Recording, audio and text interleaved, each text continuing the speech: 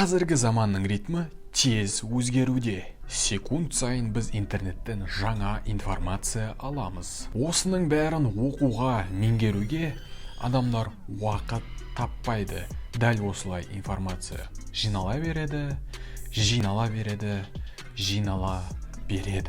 Қазіргі кездегі фокус, концентрация, вниманиеңізді, назарыңызды меңгере алу ең маңызды навыктардың бірі болып есептеледі. Қалай фокусымызды арттырамыз? Немесе продуктивностьті қалай көтеруге болады? Бақыт пен денсаулықтың және де успехтің алғышарттарының бірі осы фокус. Кейде қумашы, фокус дегеніз. Цифрлық заманда бізді алаңдататын заттар қоршап алған. Дәл қазірдің өзінде сізге біреу жазып жатуы мүмкін. Мына жерден неше түрлі уведомлениялар келіп жатуы мүмкін. Бірақ оны қоя тұрыңыз. Біз бір нәрсеге назарымызды дұрыс аударсақ, бағыттасақ, сол бағыт дамиды. Сондықтан да назарымызды тек қана жақсы жаққа бөлейік. Әр нәрседен жақсылық көруге тырысып, керек емес нәрседен алыс болуға тырысайық. Енді многозадачность туралы. Көп адамдар бір уақыттың ішінде көп істі бітіруге тырысады, бірақ та бұл тиімділікті еш арттырмайды. Статистика бойынша көп водительдердің барлығы телефон қолданады және де бұл знактарды байқамауға көптеген аварияларға әкеліп соқтырған. Осыдан сіз многозадачностьті дұрыс емес екенін түсінсеңіз болады. Сондықтан да бір уақытта бір іспен айналысу сізді жетістікке тез әрі оңай жеткізеді. Бұрынғы адамдардың жануарлардың дыбысына назар аударып қалуы көп адамды өмірлерін құтқарып қалған. Оның бір ұрпақтары сен болуы мүмкінсің. Мен бе? Аталарым мықты болып тұр ғой.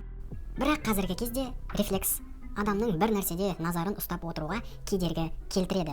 Мысалы, үйде телевизор қосылып тұрған жағдайда, реклама болған кезде сіз оған назар аудармай қоймайсыз. Өйткені адамның выживание механизмі көздің көру ауданында және оның перифериясында барлық отвлекающий, внезапно болған нәрселерге назар аудармай қоймайды.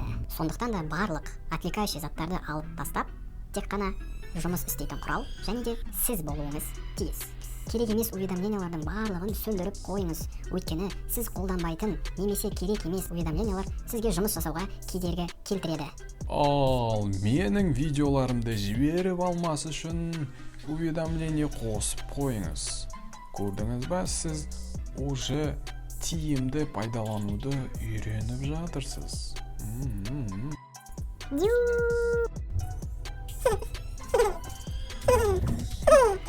Енді келесі соцсети уақытын азайту немесе оны тиімді пайдалану. Дәл қазір Инстаграмға кіріп, күніне қаншалықты уақыт жұмсайтыныңызды қарай аласыз. Егер де бұл 2 сағат болса, бұл 12 күннің ішінде сіз бір күніңізді Инстаграмға арнап отырсыз деген сөз. Уақыт жоқ деп жүретін, уақыттың бәрі осында екен ғой. Және де қосымша, егерде уақытыңыз болса, цифрлы түрде тазалық жасап қойыңыз. Бітпеген процестерді біз есте жақсы сақтаймыз. Бұл эффект Zeigarnik деп аталады. Мысалы, официанттар заказдарын есте жақсы сақтайды, ал ол біткеннен кейін бірден ұмытады. Официант болма дейсің ғой, жалпы. Жоқ, әңгіме мүлде басқада. Дәл сол сияқты бір істі бастасаңыз, аяғына дейін жеткізіп тастаңыз. Сол кезде басқа шаруамен айналысып отқанда алдыңғы еске түспейтін болады. Ал егер де ол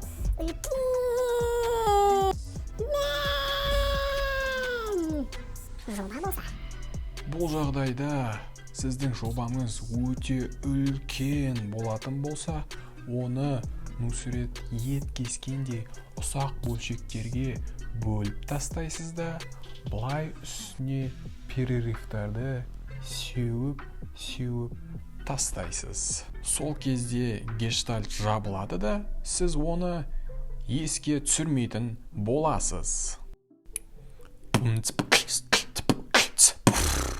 Егерде қызық болса, маған қызық деп астына жазып кетіңіз.